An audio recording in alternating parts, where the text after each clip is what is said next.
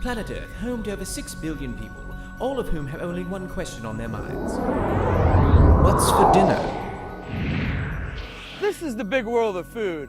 I'm your host, Chef John Vero Nice.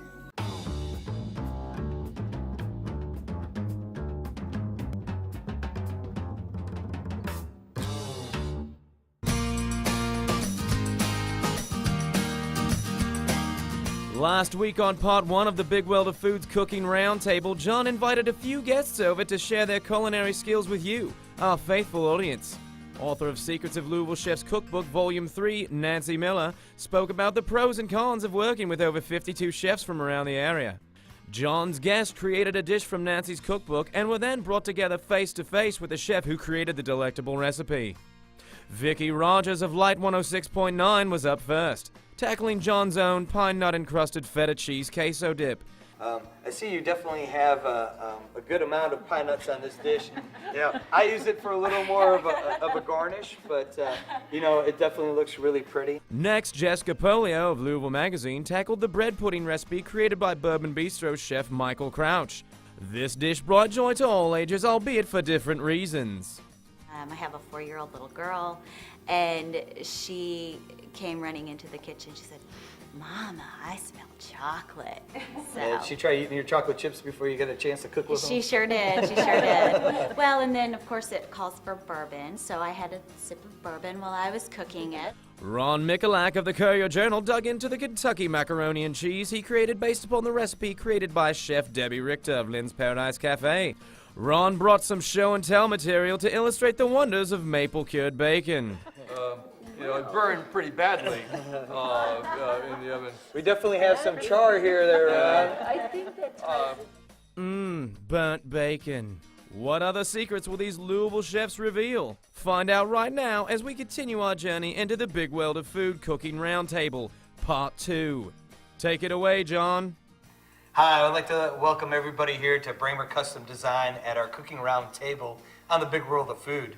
Today we're here with author of Secrets of Louisville Chef's Cookbook 3, Nancy Miller, and also Chef Louis of Asiatique and August Moon. And also distinguished local chefs here, also my neighbors and friends, and a group of culinary enthusiasts that have come together to explore recipes here in the Secrets of Louisville Chef's Cookbook and show people at home how friendly it could be, and it's not hard to cook like a chef, so you get entertaining your friends. How you doing this afternoon, Nancy? I'm just fine. How are you? Doing Thank well. you for having me. Congratulations. So you have your 3rd book here. It looks great. The cover is spectacular. And she's prepared something from Chef Louis here from August Moon and Asiatique. Why don't you tell us about what you made here, Nancy? Well, this has turned out to be one of my favorite recipes ever. It is Louis' butter prawns.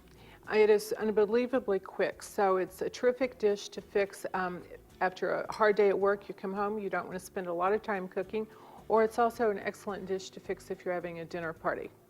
As you're cooking, the aromas just come through the kitchen, and you can't wait for it to be finished. And what I found so interesting about it is each of the flavors. We have the butter, garlic, soy sauce, roasted coconuts, and some bird's eye chilies, which I couldn't find. I had to do the jalapenos. But each flavor is very distinct, but they come together perfectly. And I think that's sort of Louis' genius of melding flavors. And Yeah, it's pretty wonderfully interesting. in You this. know, I've cooked some. It looks a little bit of a Thai style. What would you say? Thai, Malaysian, the basic is a Malaysian dish. It's a very comfort food, and I do a little bit twist with some coconut. And there's one extra flavor. Nice. You know, and another thing too, soy sauce. I never really finished it with butter. So what's the thought process behind that? See, like Malaysia is kind of fusion country, a lot of British influence. So Okay. some of our dishes has a lot of butter in there. And when you caramelize butter, and when you cook eggs with butter, it tastes better than olive oil. Butter, unfortunately, makes everything taste better, huh? It's really easy. You first deep fry the shrimp, and it takes Oh, you just deep fry. Do you bread it deep in fry. something, or is No. it just? You just flash deep fry. Okay. And what's the reason behind that? Just to keep the moisture in. Okay. And flash fry, just like in August when we flash fry all the protein, just to keep the moisture in before we stir fry everything. And it adds a little extra texture to the outside too. Yes. All right. So that was really quick. And then as I was deep frying the prawns, I just toasted the coconut, and then pretty soon just combined it, and it was finished in no time at all. Now, is that sweetened or unsweetened coconut that you use in this That was dish? sweetened coconut. All right. And how did the jalapeno substitution work instead of the chai chili? Did you get is it too hot or No. a little more mild? Well, you can certainly taste the chilies, but they don't overpower the dish at all. So how would the bird's eye chilies compare to the It's jalapenos? more high intensity. Okay. And at August Moon and Chitik, we grew in the backyard in the summertime. So we got a Nice. nice stash in the freezer all year round. So is this dish intended to be created to be a little spicy? Yes and no. It depends on the audience, of course. Okay, so you could tailor it to their desire and their Yes, likings. like if I cook for my kid, I would take out the chili. You haven't broken into their palates too much yet there with the Not hot yet, food? but yeah. They will be broken definitely. So if you don't want to sneak into the backyard at Asiatique to get your bird's eye chilies, just do your jalapenos. So and I guess the coconut's added to bring a little sweetness out of the dish to offset some of that spiciness. Yes, definitely. So Sweet and sour, or sweet and spicy. That's our combination flavor. yeah, and a lot in Asian cooking, there's a lot of different layers of flavors that you usually bring into things. Yeah, at least 3 to 4, definitely. 3 to 4 in everything you do. Is there anything that the favorite combinations that you use in your I love to creation? use garlic and chili, and ginger. And ginger? To a certain extent. So. Was there any ginger in this dish or garlic No. that you No started off ginger. with? Or We have garlic in it, but not ginger. Just some chopped garlic in the sauce. well, how'd you find his recipe from the way it was worded and looked to actually executing it? It was so easy. A beginning cook could fix this dish without any problem. But when you eat it, it doesn't seem like such a simple recipe. It really seems like, oh, this would have been much more complicated. So you don't have to tell your guests it was so easy. Very complex You can talk about flavors. slaving over the recipe, but you really Well, didn't. that's the neat thing about it. I mean, your guests really don't have to know what all that you put into the dish to make it taste as good as that it is. I don't think guests need to know anything that happens. Sometimes I think don't- chefs feel like that too, don't they? You don't share with your guests what you did. You see, you have a little Yeah. garnish on the plate. Did you cook with those? Look like bay leaves there. Is that part of the recipe or? I did. I used a couple of bay leaves. You could also use curry leaves. Okay. I had bay leaves, so I just used those. So what's the difference between a bay leaf and a curry leaf? For the audience to tell them, what kind of difference of flavor that they'll be picking up? Yes, very much different flavor. I would use, of course, curry leaves to do a lot of curry and a lot of Asian style, and a lot bay leaf. I use it for more restaurant because it's easier to come by. Yeah, more readily accessible, huh? Yes. So where do you find your curry leaves I at? got it from the Patel Brothers store up in Husband Lane. Okay. They have a hell of local produce Oh. section down there. Nice, and again, sometimes, things finding for these recipes may be, pretty hard, but obviously didn't stop Nancy from creating this dish here and substituting. When making Chef Louie's delectable buttered prawns, first you're going to want to leave those shells on the shrimp. Remove the vein from each shrimp by making a slit in the back, then pat dry. Heat your oil to 375 degrees and deep fry the prawns in the oil.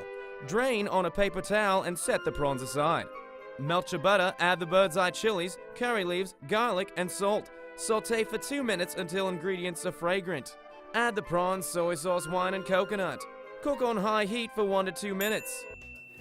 Well, thank you. This dish looks great. And Thank you. Appreciate you having you guys by this afternoon. Stick around, because coming up we have Zenda Davenport, culinary enthusiast, and Josh Moore from Volare talking about the most decadent cake you may ever try.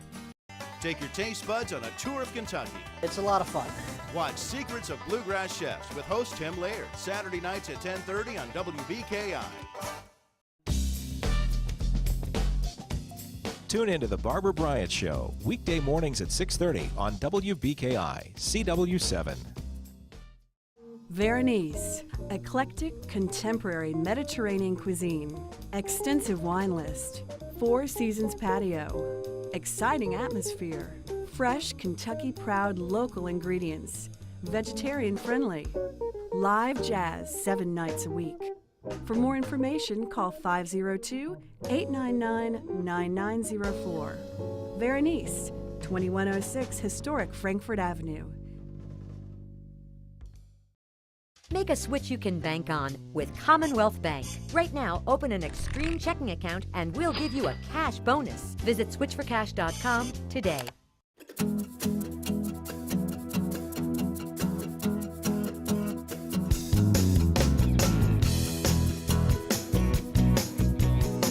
Today we're here with Dwayne Andrews, Sullivan University's culinary arts students. How you doing this afternoon, Dwayne? Pretty good.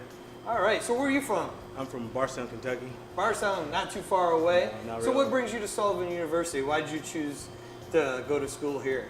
Well, they gave me a good opportunity to learn how to cook and become a chef and everything, and they gave me the opportunity to get used to a kitchen and things like that, and to make sure I know what I was doing when I went. So did you always know that you wanted to be a chef? Has this been a dream of yours? Pretty much, yeah. When I was little, my mom couldn't get me to watch cartoons. I always watched Food Network when I was little, so yeah, pretty much. Were you her little sous chef in the kitchen helping her out? Yeah, pretty much. I always used to get in trouble because I would be in the way, but you know. Well, it's gonna pay off. Yeah. So what do you like the most about Sullivan University? I just like the way it's not like a whole bunch of kids that like one chef. You know, you can get personal attention by the chefs, and it just gives you a good presentation and stuff to how you're going to be when you go out into the workplace and get a job as a chef in the kitchens and stuff. You get used to how the kitchens are set up. So. Well, that's great. It's good to have that one-on-one teaching to help hone your skills and everything. Well, what do you think that you're going to bring out of this in your career in the future? What do you think Sullivan's going to teach you the most? Pretty much just to make sure food's good. Food is cooked good for good quality, good eating, and make sure nobody gets anything bad or anything like that. And maybe to help just, boost the economy some, put something out there that people want to do, people want to go to, so people have something to do. Excellent. Where are you in your culinary program here at Sullivan? I'm in my first quarter right now. All So right. yeah, I just started. Well, you have a lot ahead of you. Oh yeah. Well, what kind of plans do you have when you graduate from Sullivan? What would you like to do? Probably come back for my bachelor's, and hopefully eventually get my master's and open my own restaurant. But right now I'm just trying to get through it. Excellent. There's never too much learning that you can do, and to encase all the facets of culinary. So you really want your own restaurant. You know all the hard work it takes to put in there, huh? I've been asking around. They told me it takes a whole lot of hard work, but I figure I'll put it in. I can tell you from my experience, long days, long hours, but you got to enjoy what you do. Yeah. Well, thank you, Dwayne. Here we have Dwayne Andrews, another future chef here from Sullivan University. Interested in a career in hospitality? Give us a call at 502-456-6505 or check us out at sullivan.edu.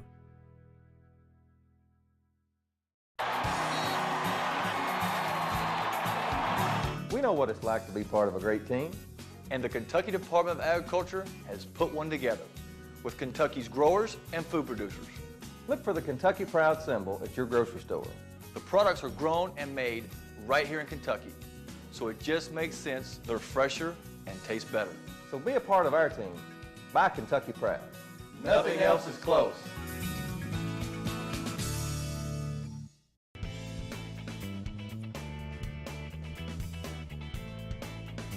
How to Buy brought to you by Creation Gardens, reminding you that dining out makes you happy, so let's start smiling again.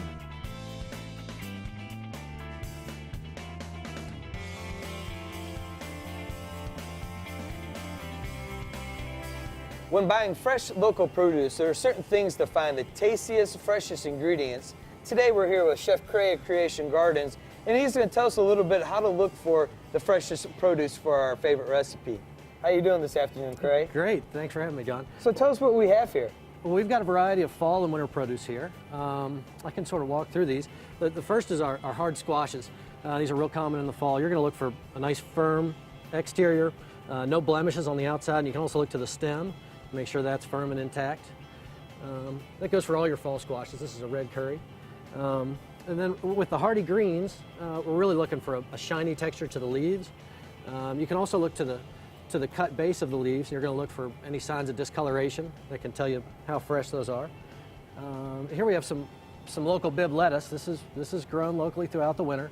With this, again, you're looking for a nice shiny leaf, for nice crispy stems, and again, if you look at the base, you're looking for a nice clean cut and no rust or signs of discoloration there. Well, excellent. Well, all this stuff looks beautiful. Thanks, Craig, for showing us how to shop. Great, thanks for having me.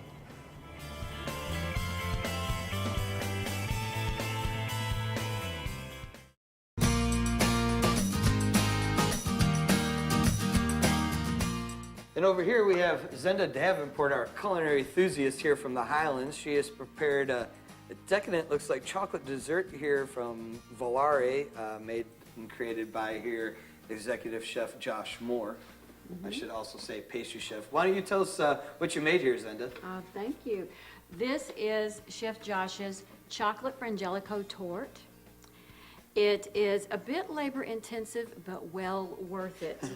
When I was making the buttercream last night, sometimes it hops out of the bowl, and a friend of mine ran over to the counter and said, "Can I eat this?" I said, "Sure."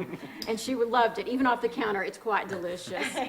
This is chocolate cake, 2 9-inch layers chocolate cake split in 2. And then the cakes are soaked or macerated in a frangelico simple syrup, which is water, frangelico, liqueur, and simple syrup. So did you drink a little bit of frangelico while you're cooking too, like these guys With this buttercream, you cannot drink. I had to be fully sober when I prepared this dish. And then the fun part is the buttercream. It's an Italian meringue buttercream. So it is based on a meringue, and you whip it, and pour in a hot, simple sugar syrup. And you have to whip it for so long that I actually was able to work my arms and my bands in my kitchen while I was whipping. So you get a good exercise and a lovely cake to eat.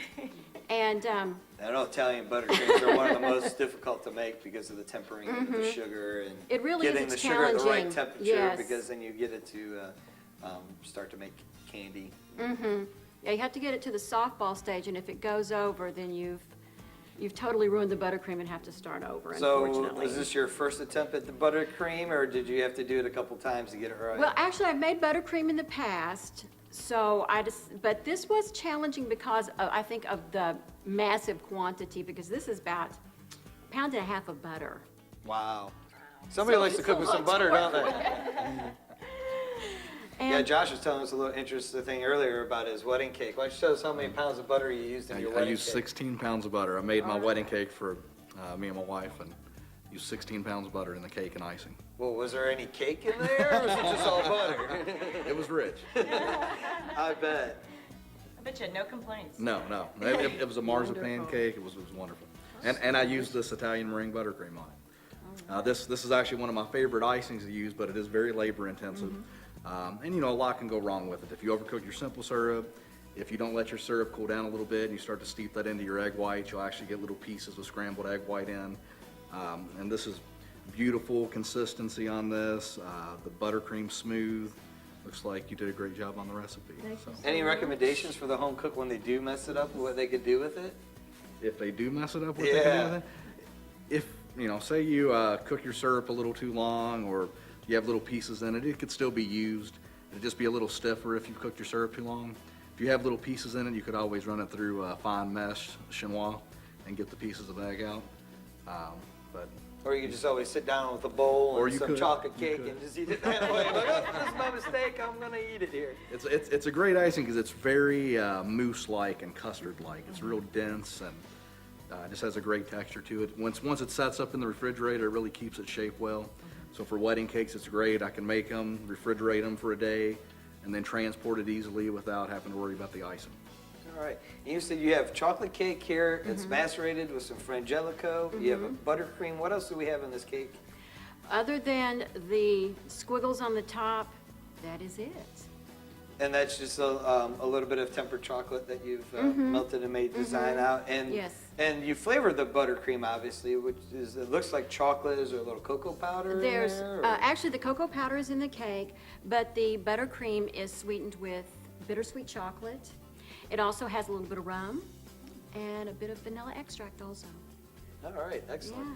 So what do you think was the most difficult thing that you did with this cake here? Was it actually getting the cake moist? Was the buttercream your challenge? The buttercream was the big challenge because, as Chef Josh said, it is very mousse-like in texture, so I found that I needed to put it in the fridge and then take it out. Go ahead and ice all the layers, put it back in, and then take it out again. So it was a bit labor-intensive. Yeah, you got to make sure buttercream kind of sets a little bit before you play with it. It has to set a little bit, or the layers may start moving around a bit. Did you get it right the first time? No. Sorry, I had to ask. No, that's all right. But you know, it was definitely well worth it. This is going to be my husband's birthday cake this weekend, so. Well, I'm He's most sure he's definitely very worth it. happy about He's a it. happy man. He was afraid it would come back. It wouldn't come back to the house today, so I assured him that it would. Well, looks real pretty. I mean, Thank from a professional here, how do you think she did? How She did a great job. Did a great job. So would you eat a piece yourself? I would. To make Chef Joshua's chocolate frangelica torte, first you're gonna have to preheat your oven to 325 degrees. You gotta make the cake first, so sift together the flour, cocoa, salt, and baking soda. Set it aside. In a bowl, mix up and combine the butter, sugar, and mix it until it's smooth. Add the eggs and vanilla, mix well. Alternatively, add the dry ingredients and sour cream in 3 stages. Pour the batter into a 9-inch greased and floured cake pan. Bake for 25 to 35 minutes. Torte is baking, prepare the frangelico syrup. The frangelico syrup needs 1 cup frangelico, 1 cup sugar, and 1 quart water. Combine all the ingredients in a saucepan and cook on high heat until the mixture boils. Allow it to cool because it will be used to macerate the cake layers. First, cook the sugar, water, and cream de tartare in a 238 degrees pan, using a candy thermometer to constantly check the temperature. With the mixture, whip the egg whites into stiff peaks. Slowly stream the hot syrup into the whites. Whip on medium until it's cool. While the whites are whipping, melt the chocolate in the top of a double boiler. Then set it aside as well. Add the butter to the egg whites and whip on high for 5 minutes. Add the rum, vanilla, and melted chocolate. Whip until incorporated. To assemble the torte, slice each cake into 2 layers. Brush the syrup on each side of the layer. Place 1 cake layer on the serving plate, then top with the buttercream. Repeat with the remaining 3 cake layers. You know what? This is really long. You should probably just buy the cookbook. You know, this has been great. You know, Nancy, thank you. You got Thank a you. wonderful cookbook here. Thank Secrets of Louisville Chefs 3. We have a little toast to another completed book Absolutely. here. Thank you. Thank you guys. Make a switch you can bank on with Commonwealth Bank. Right now, open an Extreme checking account and we'll give you a cash bonus. Visit switchforcash.com today.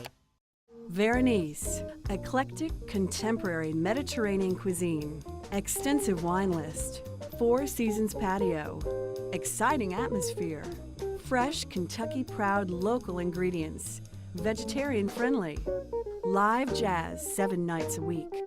For more information, call 502-899-9904. Vero Nice, 2106 Historic Frankfurt Avenue. Cool Tools is brought to you by the Dine Company.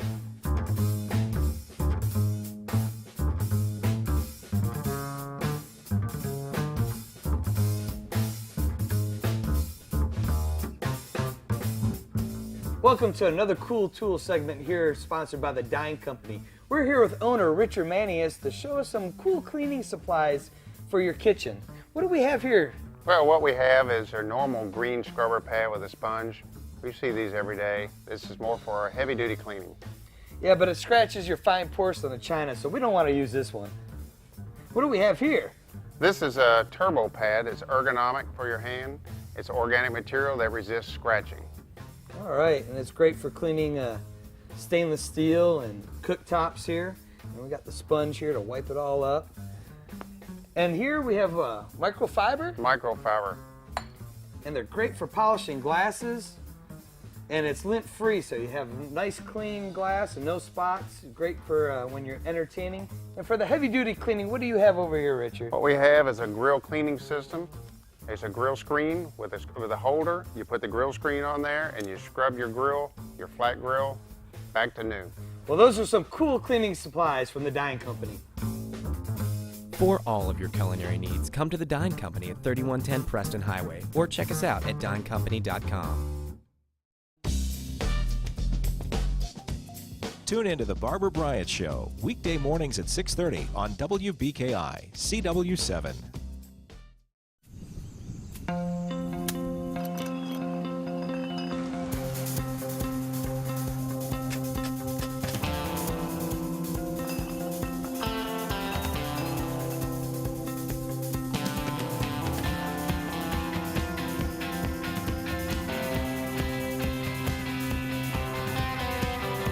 Doing things differently leads to something exceptional in an absolute world.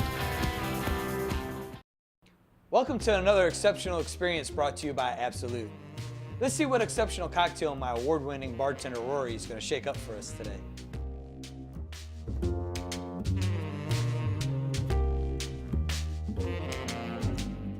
The cocktail we're making today is the Absolut Raspberry Truffle. First, we're going to start by rimming our martini glass. What I've done here is I've muddled a little bit of raspberry and mixed that with a little simple syrup. That'll give us something for our chocolate to stick to. Going to rim the glass here with the chocolate, get it nice and coated. That way when you come back, you can, as you drink the cocktail, you can come back and get as much chocolate as you'd like. We're going to move on to the Absolut Raspberry. I'm going to do about an ounce of that. 3 count, 1, 2, 3. Going to move on to the Creme de Coco, Hiram Walker. About the same count on that. And we're going to move on to Triple Sec. That's going to give us our truffle flavor. About the same count on that. So we're doing equal parts here on this drink. Going to give that a nice shake. It's a really nice cocktail to end a meal with. Kind of pair with your desserts. Going to strain that into our glass.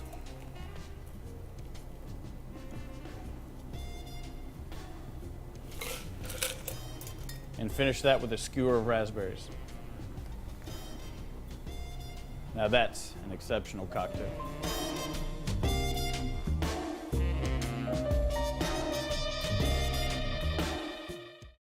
With 30 years experience in the industry, I've seen the evolution of the point of sale system, from the early days of the handwritten checks to now the amazing Aloha system. Here at Vero Nice, we chose Aloha first of all for its exceptional service, but also its ease of use. We can split checks, even individual items. I can check sales reports, product mix reports. I can literally run the entire restaurant from this one computer. This is why Aloha is our system of choice.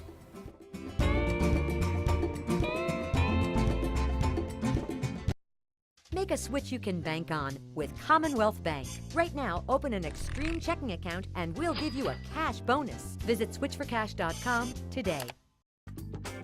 Recipe of the Week brought to you by Kentucky Proud.